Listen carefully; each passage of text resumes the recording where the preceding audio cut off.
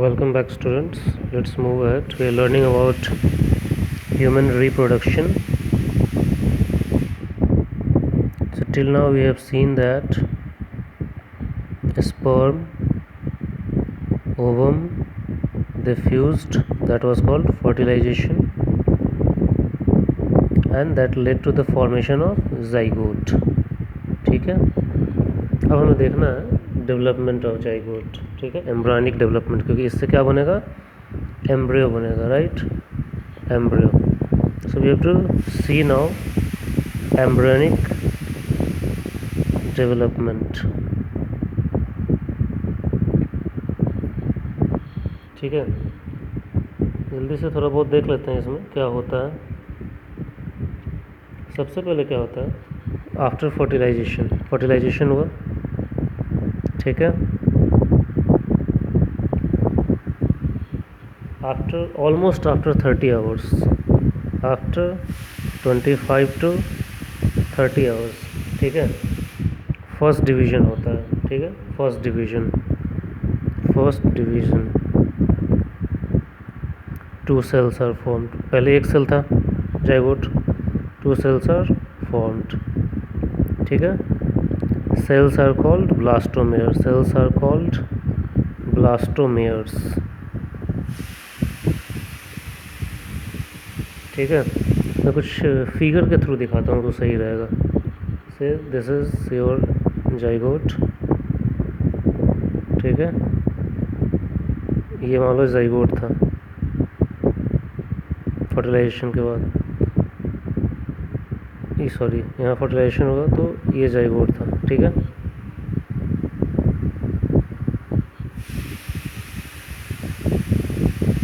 ये न्यूक्लियस है उसका. अब पहला डिवीज़न हुआ तो 2 सेल्स बनते हैं. ठीक है, तो कुछ इस तरीके का दिखता है. इसका न्यूक्लियस, इसका न्यूक्लियस. ठीक है, सेल्स आर कॉल्ड ब्लास्टोमेर्स. उसके बाद ये होता कहाँ पे है, अभी भी जो जाइगोट है फर्टिलाइजेशन हमने पढ़ा था फैलोपियन ट्यूब में ही हो जाता है. ठीक है, इन फैलोपियन ट्यूब में ही रहता है अभी ये, फैलोपियन ट्यूब में. धीरे धीरे यूटेरस की तरफ बढ़ता है. उसके बाद 40 आवर्स लेटर, लगभग 40 आवर्स लेटर एक और डिवीज़न होगा. तो 2 सेल से कितना सेल बन जाएगा, 4 सेल.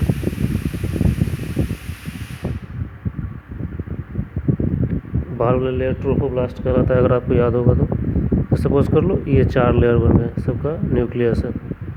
ठीक है, उसके बाद आफ्टर 3 to 4 days दूसरा फर्टिलाइजेशन हो, सॉरी फर्टिलाइजेशन बोल रहा हूँ, फिर से एक बार डिवीज़न होगा. तो कितने सेल्स बनेंगे, 8 बनेंगे.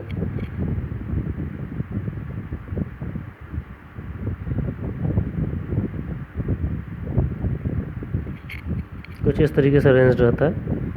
1 2 3 4 5 6 7 और 8, इस तरीके से.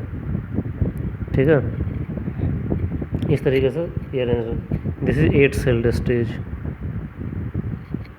और इस कंडीशन को बोला जाता है ब्लास्ट्यूला. ठीक है, अब 8 है, इससे कितना डिवीज़न होगा, तो 16 बनेगा. ठीक है, फर्दर डिवीज़न होगा.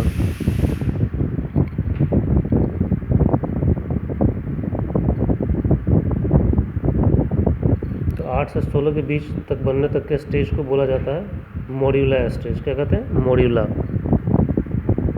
तो मान लीजिए ये है, ढंग से मैं फिगर नहीं बना पा रहा हूँ, अरे यार. ठीक है, तो 16 बनते हैं.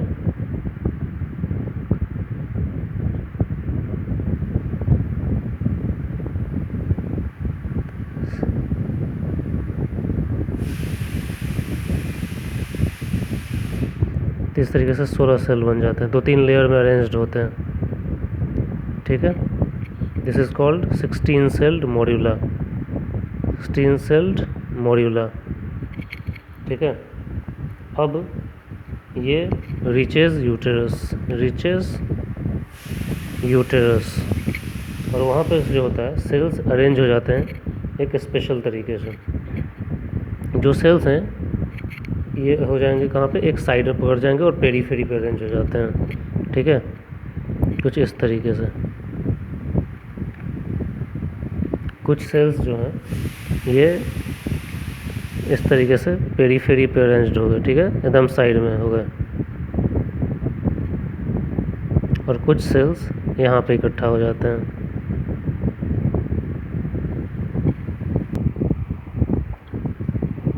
तो इसमें जो सेल्स पेरीफेरी पे अटैच हो गए इनके लेयर को बोला जाता है ट्रोफोब्लास्ट। क्या कहते हैं? ट्रोफोब्लास्ट। और ये इसके साथ जो अरेंज्ड हुए हैं that is called inner cell mass, और यही डेवलप करता है किसमें? एम्ब्रियो में। और ये प्लासेंटा, एमनियोन, इन सब लेयर बनाएगा उसके अराउंड, ठीक है। तो अब पहुंच गया कहाँ पे सेल? 16 सेल स्टेज पे ये पहुंच गया आपके यूटेरस में, ठीक है। अरे यार, हो गया। और बीच में एक कैविटी बन जाता है, इस कैविटी को बोला जाता है ब्लास्टोसेल, ठीक है। अब ये देखो, जाइगोट का एक एंड है जहाँ पे इनर सेल मास इकट्ठे हुए हैं, इस एंड को बोला जाता है एनिमल पोल। क्या बोलते हैं? एनिमल पोल। और उसके अपोजिट वाला जहाँ पे कोई सेल्स नहीं है, सिर्फ साइड वाले सेल्स हैं, इसको बोला जाता है एब एम्ब्रायनिक पोल। क्या बोलते हैं? एब एम्ब्रायनिक मतलब विदाउट एम्ब्रियो, एब एम्ब्रायोनिक पोल। और इसको एनिमल पोल को एम्ब्रायनिक पोल, क्योंकि इसी से एम्ब्रायो बनेगा, एम्ब्रायोनिक पोल, ठीक है। इनर सेल मास जो है डेवलप कर जाता है, डेवलप्स इनटू एम्ब्रायो, यही एक्चुअल में चाइल्ड होगा, डेवलप्स इनटू एम्ब्रियो। और ये develops into amnion, chorion and placenta, जो लेयर कवर करेंगे बच्चे को, ठीक है। तो इस तरीके से ये चीज़ें हुई। इस पोल को जिधर इनर सेल मास इकट्ठा हुआ है दैट इज कॉल्ड एनिमल और एम्ब्रायनिक पोल, उसके अपोजिट वाला एब एम्ब्रायनिक मतलब विदाउट एम्ब्रियो, ठीक है। अब इसको हम क्या बोलते हैं? Blastocyst. This is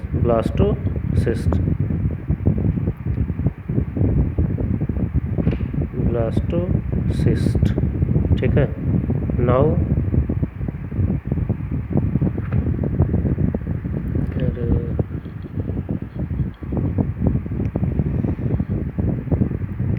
blastocyst is implanted in the uterus, ठीक है। और ये जो इम्प्लांटेशन है जनरली 7 to 8 डेज बाद हो जाता है in uterus, after 7 to 8 days of fertilisation, ठीक है। ये हो जाएगा।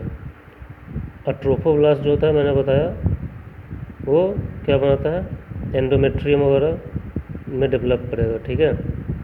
मतलब जो बच्चे का ऊपर से जो कवरिंग बनेगा वो सब चीज़ें बनेंगी। अब यहाँ पे एक चीज़ देखना है आपको, ट्रोफोब्लास्ट और ये जो पहले 1-2 सेल्स हैं इनर सेल मास का, और ये सब ट्रोफोब्लास्ट का है, ठीक है। तो ट्रोफोब्लास्ट का वो सेल, ये सारे सेल्स जो इनर सेल मास के कांटेक्ट में हैं, इन्हें बोला जाता है सेल्स ऑफ रॉबर। ये सारे सेल्स क्या हैं? ट्रोफोब्लास्ट के सेल्स हैं। मैं बोल रहा हूँ ये जो सेल्स हैं 1 2 3 4 5, काउंटिंग नहीं, बस समझने के लिए बता रहा हूँ। इतना सारा जो सेल्स है ट्रोफोब्लास्ट का वो इनर सेल मास के कांटेक्ट में है। तो ट्रोफोब्लास्ट के वो सेल्स जो इनर सेल मास के कांटेक्ट में रहते हैं उसे बोलते हैं सेल्स ऑफ रॉबर। क्या कहते हैं? Cells of Rauber, cells of RAUBER, ठीक है। Cells of trophoblast, cells of जो साइड वाला सेल्स है trophoblast which are in contact with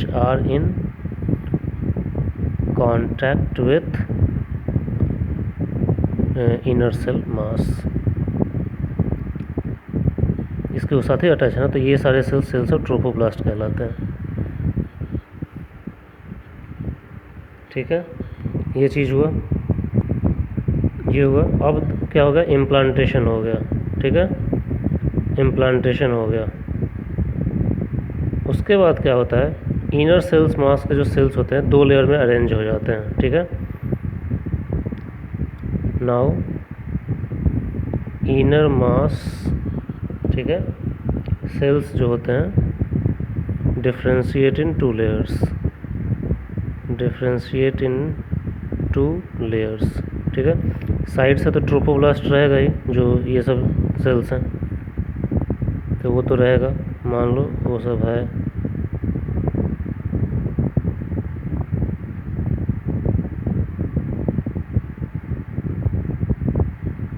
trophoblast sales हैं ये सब साइड में।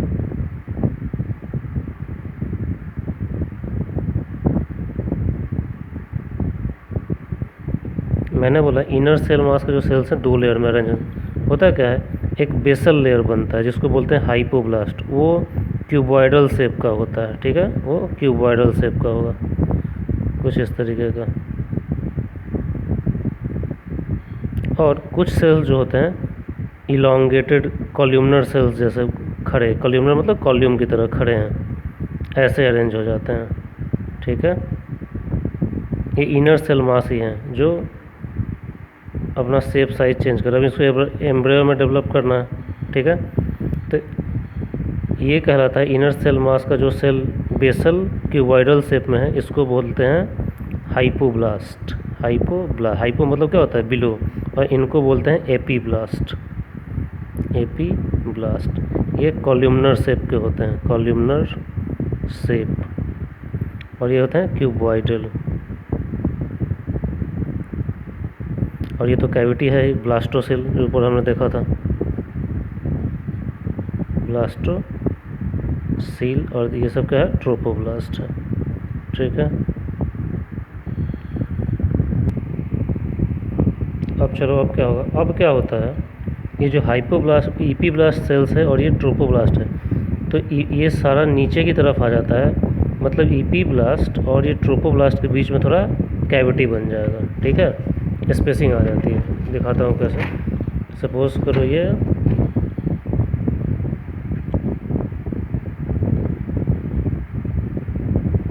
वाला ट्रोपोब्लास्ट था।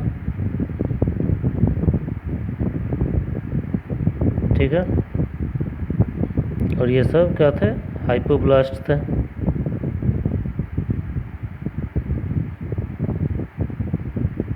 इसके ऊपर क्या था, एपीब्लास्ट था। मैं बोल रहा हूँ एपीब्लास्ट अब थोड़ा नीचे की तरफ आ जाएगा, तो बीच में यहाँ पे एक कैविटी बन जाता है, कुछ इस तरीके से। ठीक है,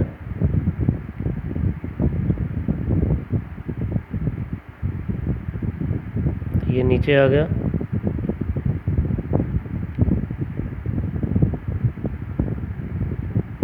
ये सब क्या है, हाइपोब्लास्ट, ये अभी भी एपीब्लास्ट ही है, बस ये नीचे आ गया। ठीक है, और ट्रोपोब्लास्ट जो ऊपर के सेल्स हैं, ठीक है,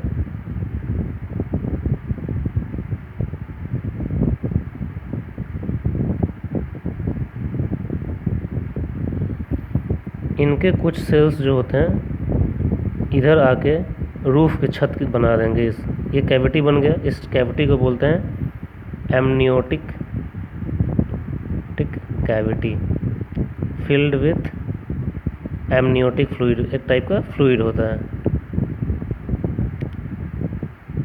ठीक है, इसके अंदर फ्लूइड, और इसके ट्रोफोब्लास्ट के कुछ सेल्स, इसका छत नीचे वाला फ्लोर हो गया हाइपोब्लास्ट, एपीब्लास्ट उस पर, और एपीब्लास्ट के ऊपर एक कैविटी हो गया, और ये कैविटी का छत बन जाता है, रूफ बोलते हैं। ठीक है, रूफ बनेगा। इन सेल्स को बोला जाता है, ठीक है, इन सेल्स को हम बोलते हैं एमनियोजेनिक सेल्स, एमनियोजेनिक सेल्स। ठीक है, ये रूफ बनाते हैं, फॉर्म रूफ ऑफ कैविटी, कौन सी, एमनियोटिक कैविटी का। ठीक है, तो इतना बना।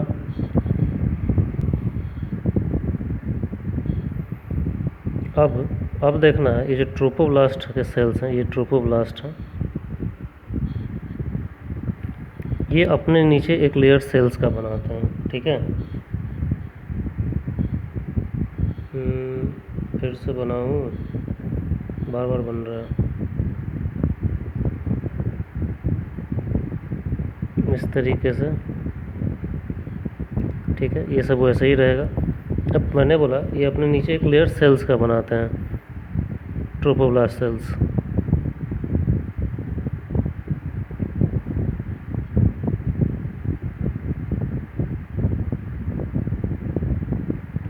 ठीक, लेयर बनेगा सेल्स का। यहाँ पे मैं डॉटेड डॉटेड स्ट्रक्चर से दिखा रहा हूँ, काफ़ी सारा फिगर बनाना पड़ रहा है। ठीक है, और ये सब थोड़ा सा सर्कुलर लेयर में अरेंज हो जाते हैं। ठीक है, एमनियोजेनिक सेल्स थे ये, ऊपर वाला रूफ बना रहे थे, तो वो तो रहेंगे ही रहेंगे। मान लो ये एमनियोजेनिक सेल्स हैं सब।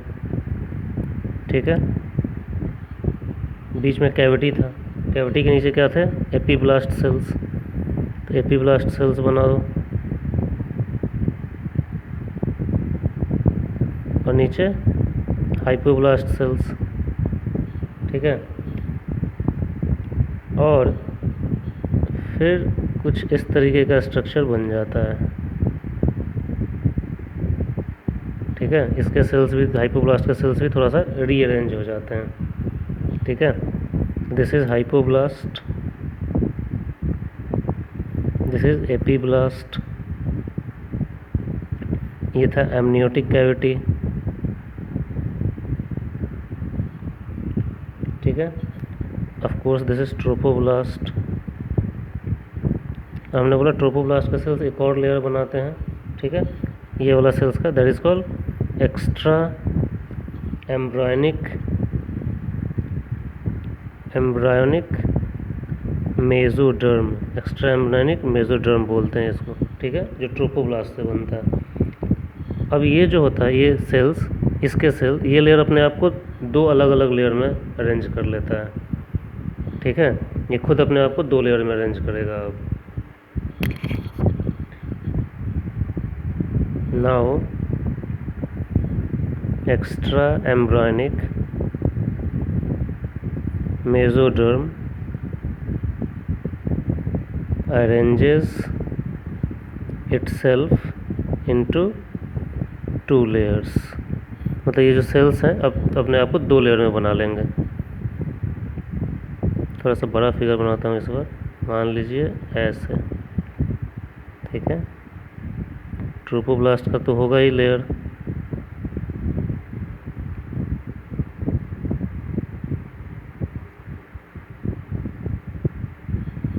अब मैं बोल रहा हूँ ये वाला जो लेयर है ये दो लेयर में अरेंज हो जाता है। ठीक है, तो मान लीजिए ये एक पहला लेयर है,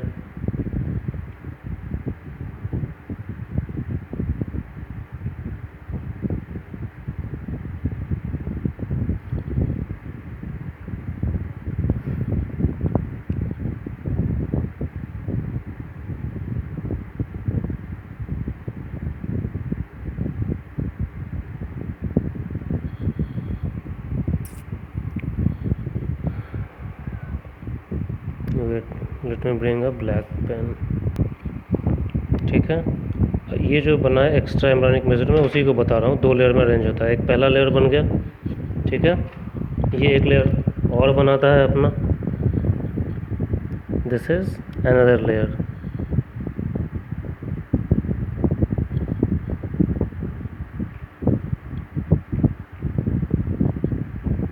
this is another layer.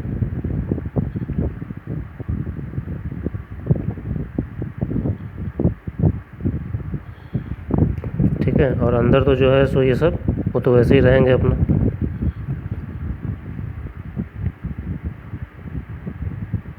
Roof जो होगा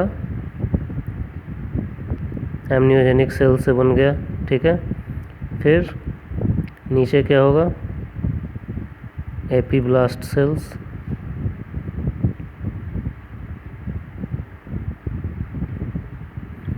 और इसके नीचे हाइपोब्लास्ट सेल्स, क्यूबॉइडल शेप हल्का सा दिखाना। और ये तो फिर हमने बताया था हाइपोब्लास्ट ही अपने आप को फिर से अरेंज कर लेता है, ठीक है। दिस इज एमनियोटिक कैविटी,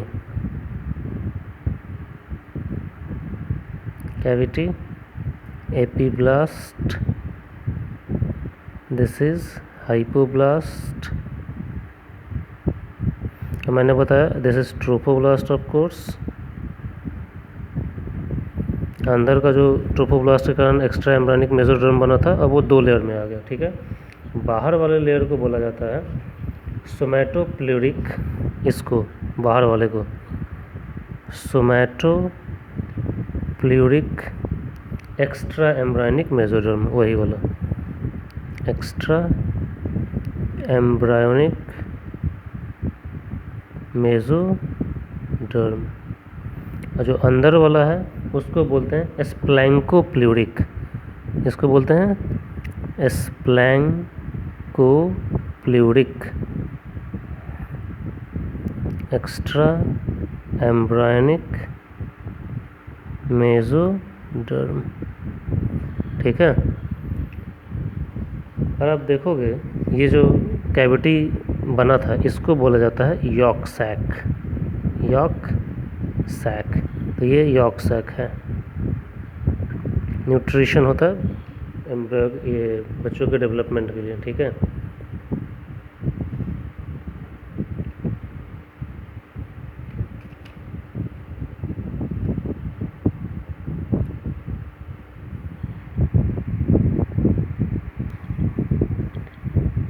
ये हो गया। अब हम बात कर रहे थे कि एम्ब्रियो को कवर करने के लिए 2 लेयर बनते हैं, जिसे बोला जाता है एमनियोन एंड कोरियोन। नाउ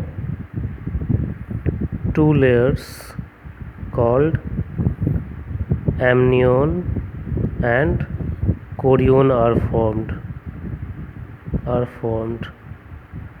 ये दोनों amnion and chorion are formed। amnion कैसे बनता है? amnion बनता है ये वाला सोमैटोप्ल्यूरिक प्लस ट्रोपोब्लास्ट वाले सेल्स मिलकर बनाते हैं, formed by somatopleuric embryonic mesoderm